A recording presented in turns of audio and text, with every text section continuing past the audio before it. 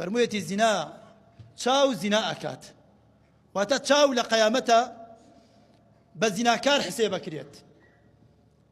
سەیری کردەوەی ئەم پیاو چاکانە بکەن، سەیری بکەن ڕۆژی قەیامەت دێن لاپەڕەکەیان پڕ بۆتەوە لە چاکە و لە حەسانات و لە بەردەم خوای گەورەیە تۆ و من و تۆ و ئەوانش ڕای دیراون. دەی لاپەڕەی عەبدوڵڵای کوڕی مەسعود بێنن، دەی لاپەڕەی بن سیرین بێنن، دەی لاپەڕەی محەممەدی کوڕی واسع بێنن، دەی لاپەڕەی عەبدوڵڵای کوڕی عەباس بێنن. پاکە خاڵیە لە تاوان، خاڵیە لە زینا، خاڵیە لە نەزەری حەرام.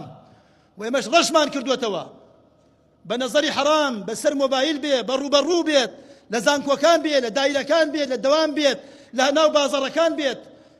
لاپەڕە خۆمان ڕەش کردووە لە تاوانی حەرام و نەزەری حەرام. عەبدوڵڵای کوڕی مەسعود ڕەزای خۆی لەسەر بێ عاد رجلا ومعه رجل.